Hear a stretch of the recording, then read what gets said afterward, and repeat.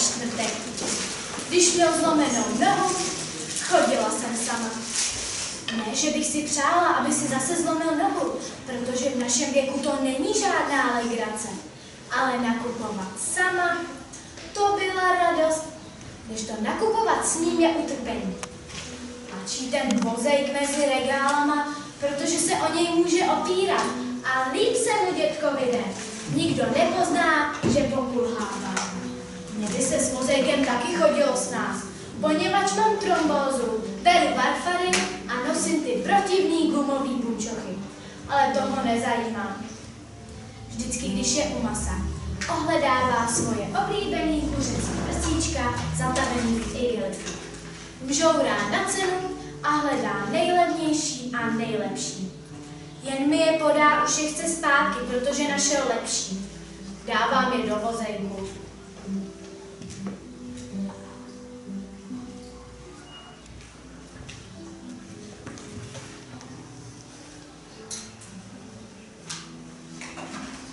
Ale on se dál přehrabuje mezi regálama. Skoro celý se tam navspal. Vidím jen tu jeho pleš, jak se mu leskne potem a vošoupaný zadek kalhot. Musím je dát zase vyčistit. A podává mi jiný prsíčka a ukazovákem na ně ťuká přes tu napnutou blánu a povídá: vidíš to? A co? Ptám se. Tady jsou 4. Všude jsou jen po 3 a tady jsou 4 porce. A cena, podívej, 79,50. A všude jsou po 3 a chtějí za to rovných 80. A tak mu říkám, protože to mají podle váhy a ne podle kusů. A on říká: ty tomu tak rozumíš, ty a ještě jedna. Řekne tu svou nejblbější větu, co zná, a dá do košíku svoje prsíčka. Pak si ale všimne, že už tam jedny máme. A tak na mě vyjede: co tu dělá tohleto? A tak mu říkám: to jsou ty první, co jsi vybral. A on říká: jedny prsíčka bereme, ne 2. To by se ti líbilo, to věřím. No, takhle to chodí vždycky u našeho nákupu. Magor. Ach jo. A taky hodí zpátky do toho regálu. No, a on tam samozřejmě hodil ten svůj 4porcovej.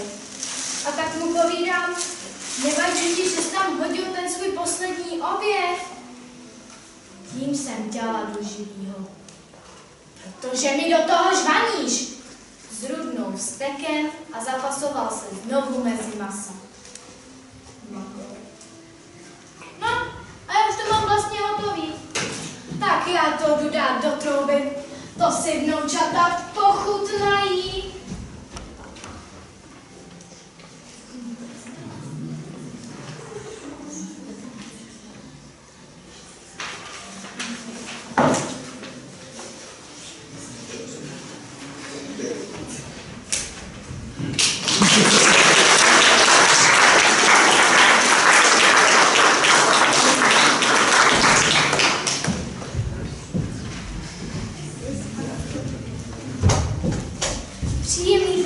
Dámy a pánové, vážení hosté, vítáme vás na 4. absolventském koncertě absolventů naší základní umělecké školy v Šanci. Koncert zahájila svým hereckým výstupem absolventka Kamila Slálová, která pracovala s textem Zdeňka Svěráka. V dnešním večeru se vám představí dalších 6 absolventů. Já, Sára Čišková. Já, Barbora Červeňanská. Taky já, Pavla Pařízková. Dále pak muzikanti Jakub Petříček, Lenka Štěpničková a Petr Hodina.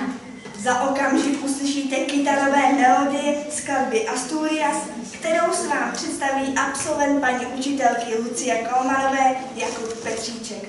Ten na sebe v absolventském dotazníku prozradil, že mezi jeho zájmy patří učení se cizím jazykům, četba a chození trasy do Mousuš. Nyní už si pojďte vychutnat kytarovou melodii skladby Asturias.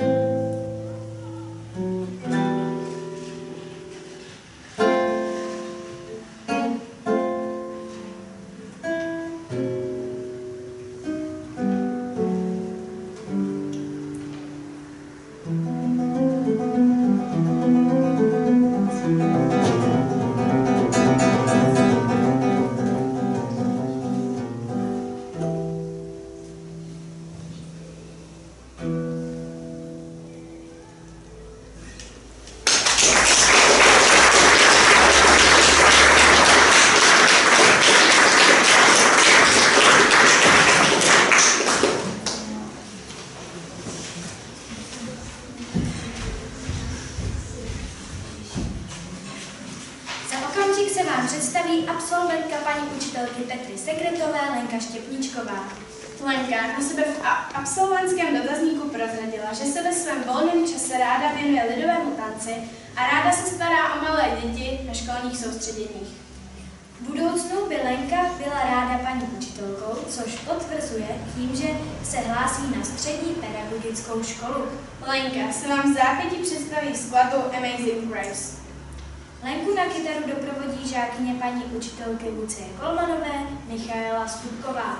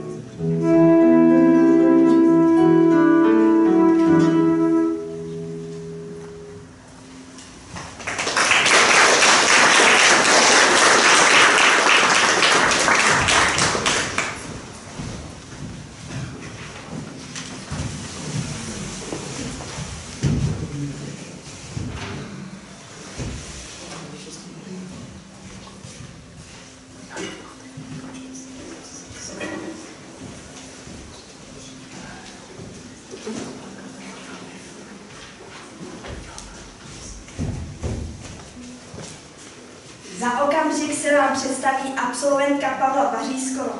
Ta na sebe prozradila, že kromě dramaťáku se věnuje ještě golfu a volejbalu. Pavla si pro vás připravila úryvek z knihy Robinsonka od Marie Majerové.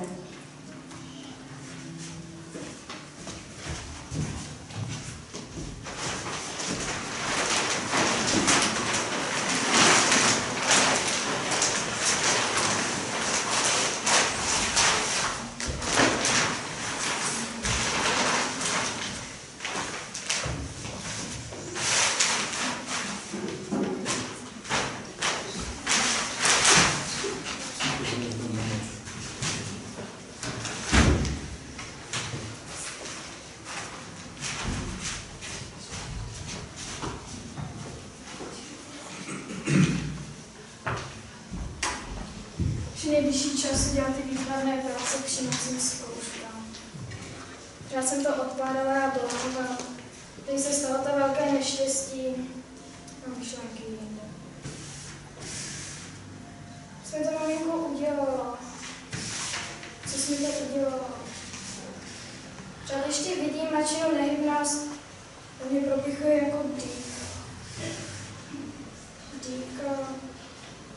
Ano, jako dýka. Zbraně renesančních kavalírů. Ty měli svoji každou napjaté, velové božních kroků.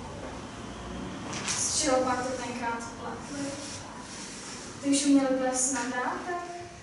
Nebo na to měli stroje? Tati! Drahá maminko, co jsi nám to udělala?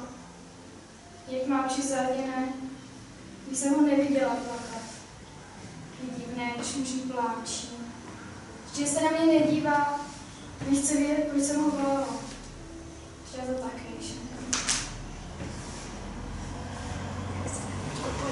Když se na něho podívám, tady mě úsejce. To bolí. My nemáme maminku. Je to možné. To ani není možná věc. Ona určitě čeká na nás. Přivítalo by nás. I vy tuláci, vás tak poslat prosmít. Prosmít. Do dneška to pro mě bylo prázdné slovo. Řechtala jsem se v nočnému úslovu.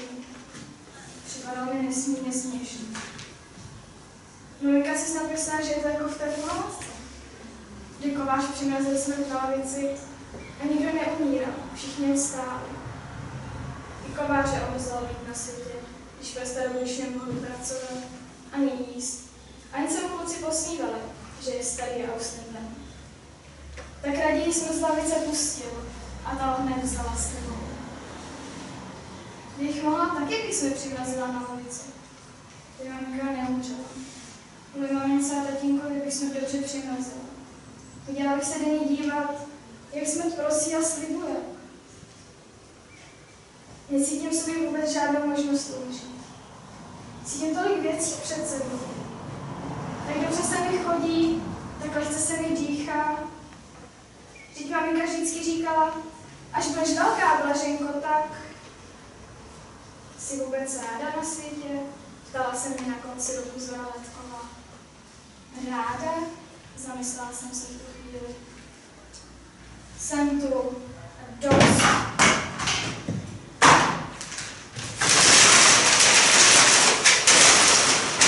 Takovýhle paplanec mě nikdy nikdo nepřijal. Vezmu papír a začnu znovu.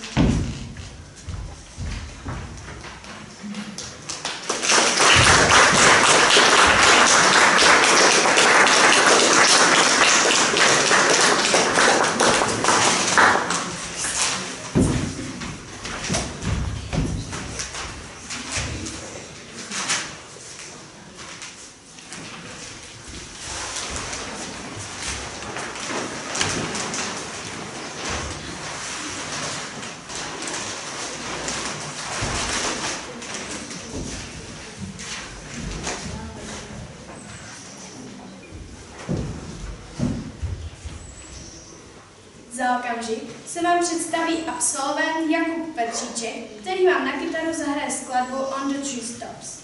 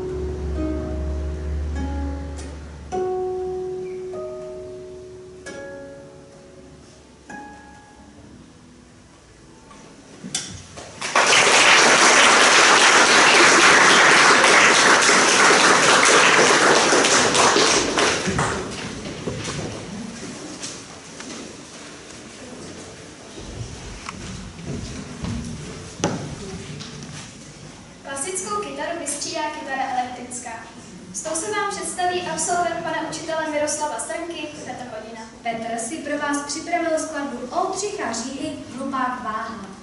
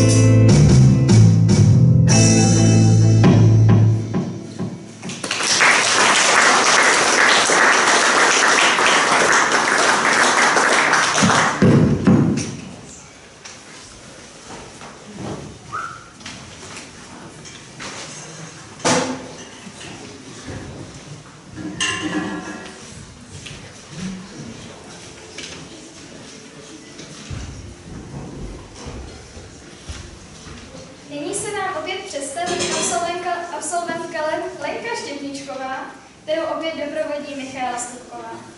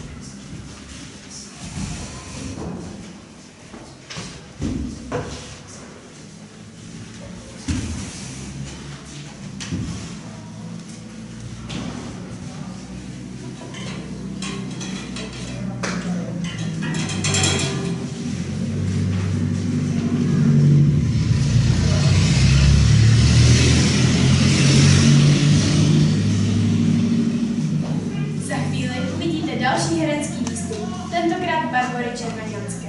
Barča se kromě dramaťáků věnuje ještě hře na kytaru a tenor saxofon. A jednou by chtěla být veterinářkou.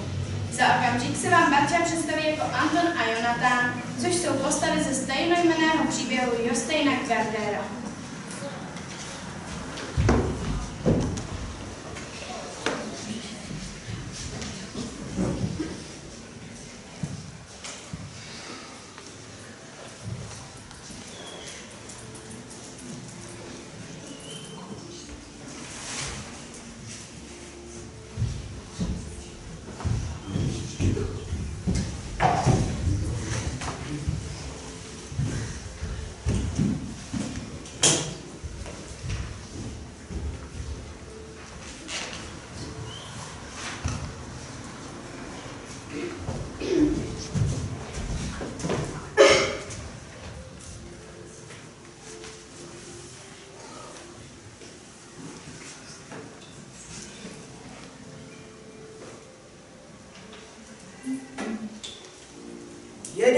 Jonatánem na kole po městě a pozorujeme lidi.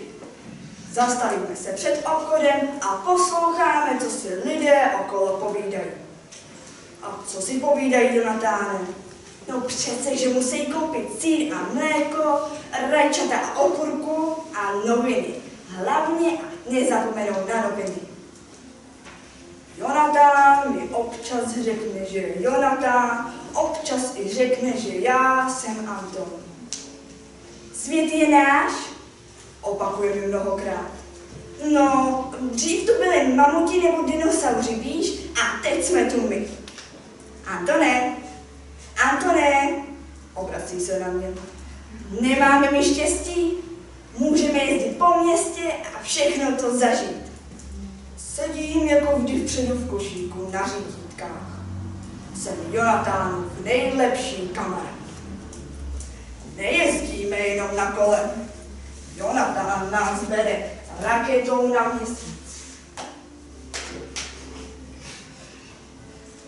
Schovávat se na měsíci není nic lehkého. Nic tam neroste. Ani keře, ani stromy. Musíš počítat do 1000, říká mi Jonatán. To je snadné. Když se člověk jednou naučí počítat do 100, není těžké počítat do 1000. Před pikolou za pikolou nikdo nesmí stát, nebo nebudu hrát. Půjdu.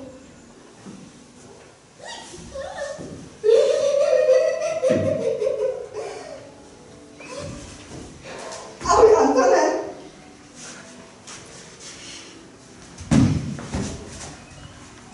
Jonatán se vždycky stihne schovat do kráteru. Někdy ho najdu na dně nějakého obrovského, jindy se skrčí do některého malinkého. Takových dětských kráterů je na měsíci spousta. Jonatán má ponorku. Posadí mě do ní a povídáme, že se potápíme hluboko pod vodu. Okénkem pozorujeme žraloky a vypasené chobotnice a na mořském dně objevujeme starou plachetnici. Leží tam celá staletí a je skoro celá porostlá řasami. Jonatán má vrtulník.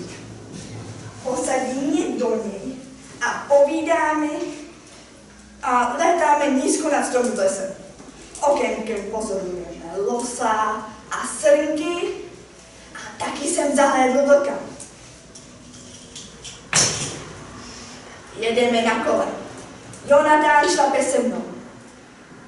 Sedím jako vždy vpředu v košíku na řídítkách a vidím totéž, co on. Vždycky totéž. Podívej, volá na mě Jonatán. Sjíždíme po příkrém svahu u hasičské stanice.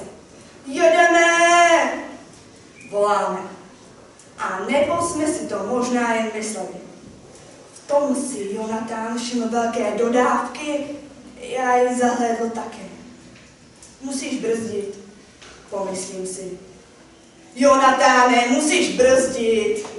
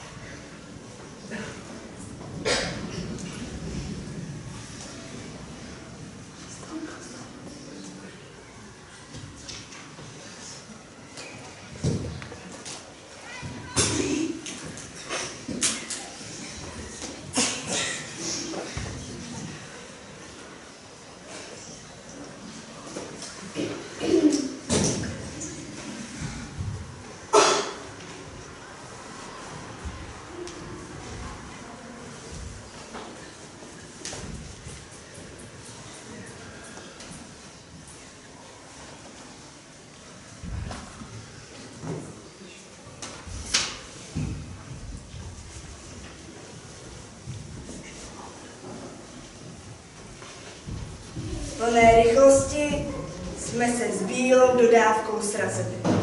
Jonatán vyletěl ze sedla, já z košíku. Seděl jsem právě a viděl jsem, že Jonatán leží na chodníku a nehýbá se. Z hlavy mu tekla krev a řidič dodávky se ho pokoušel probudit. Přijela sanitka.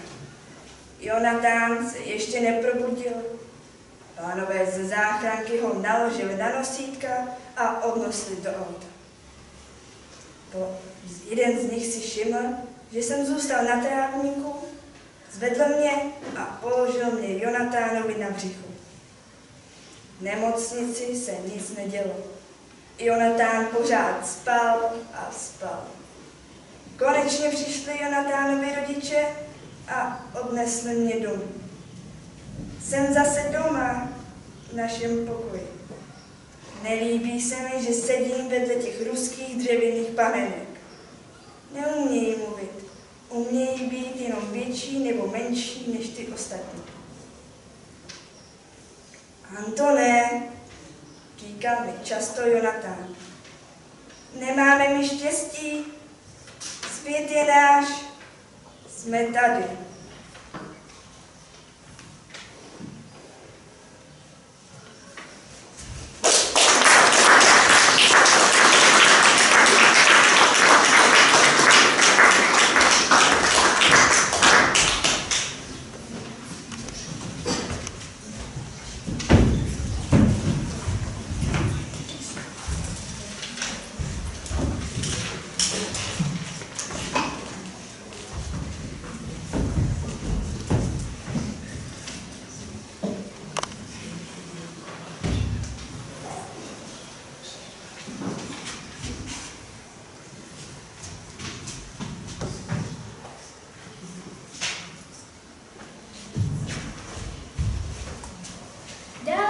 Představí Jakub Petříček, který vám na kytaru zahraje 2 skladby.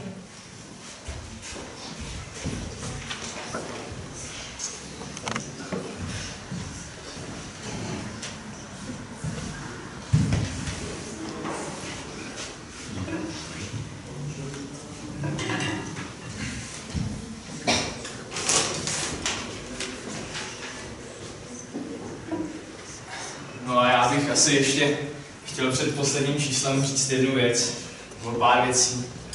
Já jsem teda velký řečník, ale zároveň špatný, takže to nebudu moc prodlužovat. Ačkoliv náš vztah s paní učitelkou osciluje mezi nenávistí a vzájemnou tolerancí, tak i přesto jsem rád, že sem chodím a je to její zásluha, takže děkuji.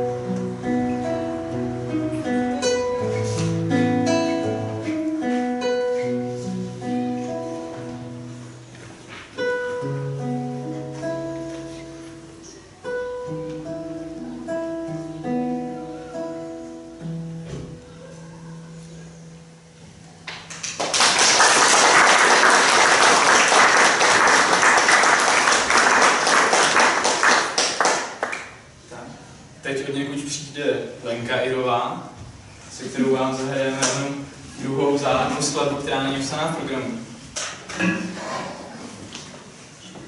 A tak. Už jsem přihledl ještě.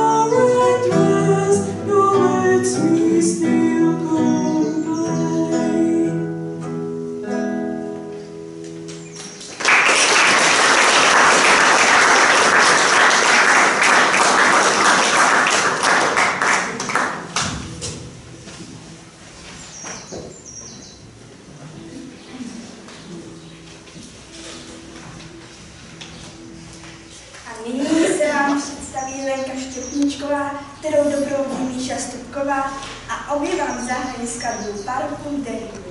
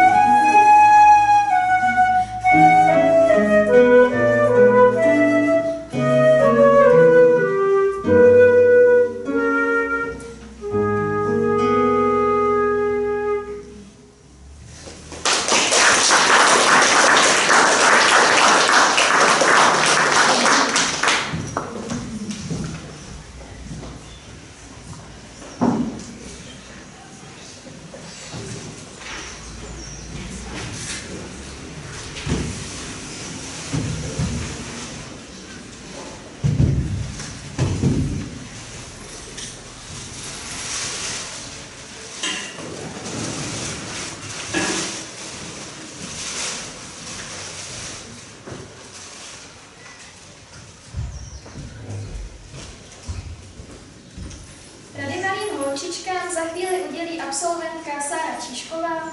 Ta by se jednou ráda stala herečkou a ráda by měla tolik odvahy jako kapris Evergreen. Za chvíli uvidíte její herecký výstup podle textu Marka Twaina.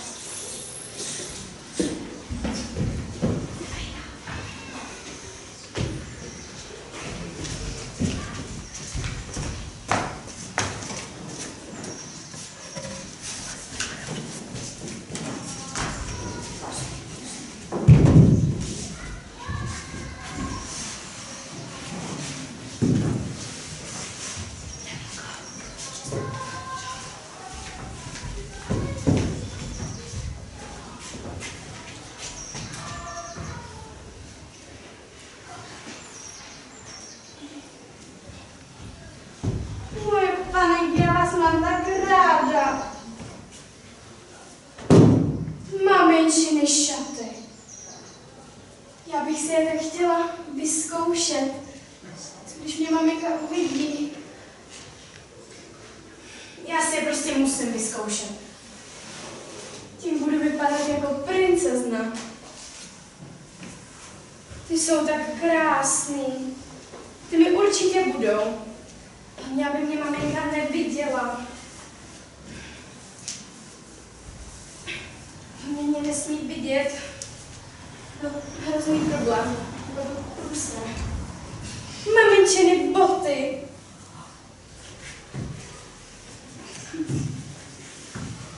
No ty mi padnou jako ulitý. Panenky. Hodné holčičky by se na své učitele neměly šklebit za každý nepatrný poklesek. K této odvětě by se měly uchylovat pouze za obzvláště přitěžujících okolností. I když máš jen hadrovou panenku, vycpanou pilinami, zatímco jedna z těch šťastnějších kamarádek má drahou porcelánovou. Měla by se přesto alespoň snažit chovat se k ní laskavě a neměla by se si pokoušet domluvit k výměně, pokud si to nedovedeš obhájit před svým svědomím a nejsi si jistá, že se ti to povede. Nikdy by si svému mladšímu bratříčkovi neměla brát žvíkačku hrubým násilím. Daleko lepší je vylákat jí z něj pod příslibem prvních $2,5, které najdeš v řece na kameni. A pokud už považuješ za nezbytné pokárat tě bratra svého, nepoužívej bláto. Nikdy. Za žádných okolností po něm neházej blátem, jelikož bys mu ušpinila šaty. Lepší je ho trochu opařit. Okamžitě začne věnovat pozornost tomu, co se mu snažíš vštípit, a horká voda z něj pomůže odstranit nejen skvrny morální, ale místy pravděpodobně i kůži. Hodná a vychovaná holčička nikdy neodmlouvá mamince. Vždycky spíše naznačí, že učiní oči žádají a poté v dané záležitosti tiše jedná podle vlastního nejlepšího uvážení. Nikdy by sis neměla otevírat pusu na staré lidi, pokud si ji na tebe ovšem neotevřou první. Sári, večeře! Mami, já si jenom umyju ruce a hned budu na večeři. Maminka mě nesmí vidět. Mami, už jdu. Už jsem v koupelně, už si myju ruce. Už jdu. Panenky, už běžím.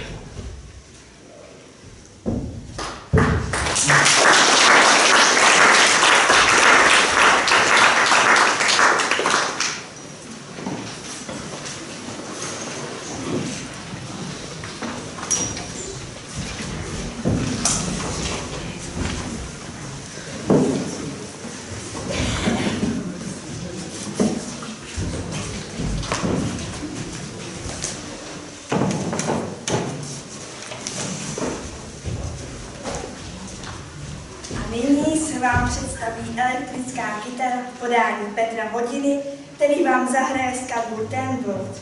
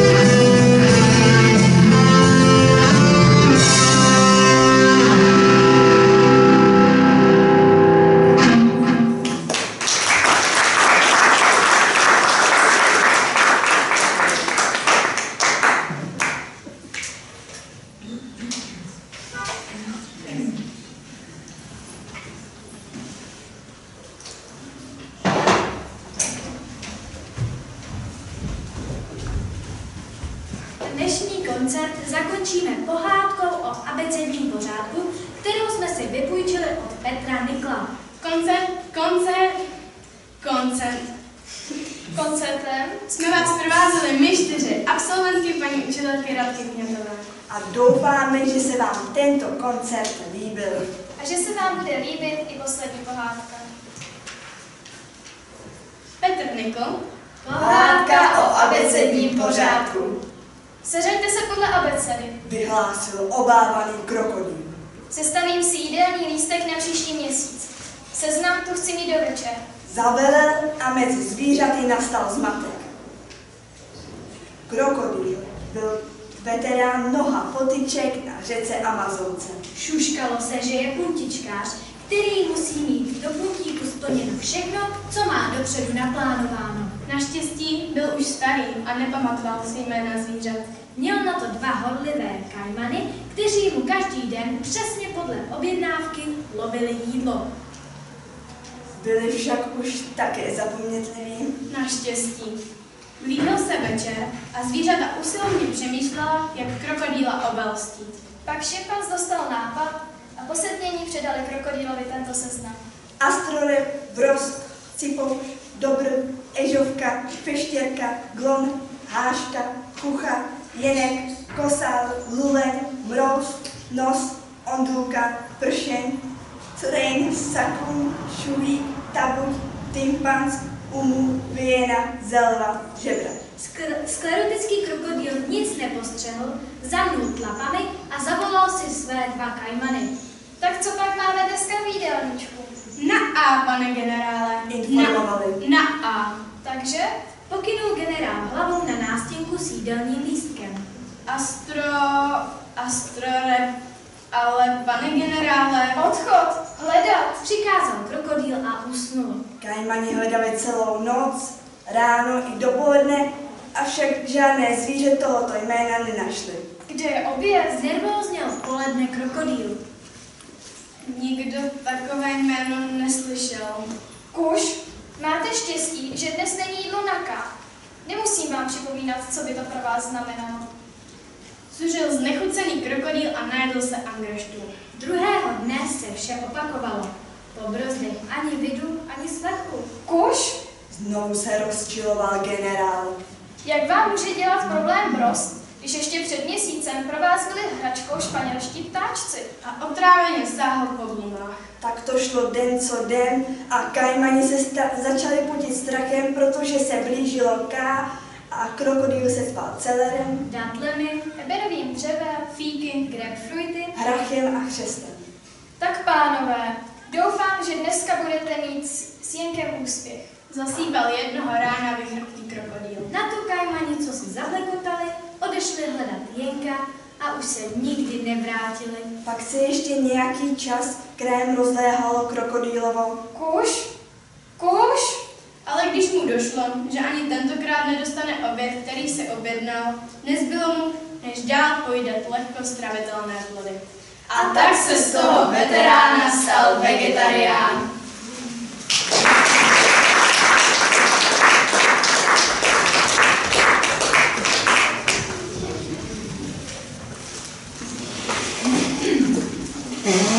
Dříve než se úplně rozejdeme, dovolte nám, abychom pozvali všechny absolventy sem k nám na pódium jmenovitě. Jakuba Petříčka, Lenku Štěpničkovou, Petra Hodinu, Kamilu Slámovou, Pavlu Pařízkovou, Barboru Červeňanskou, Sáru Šiškovou. Takže já taky děkuji všem absolventům, přeji jim hodně úspěchů v další jejich práci. Doufám, že té nenávisti vůči těm učitelům bude co nejméně a že se bude vzpomínat jenom na to krásné. Takže velký dík a doufám, že to stanou našimi příznivci.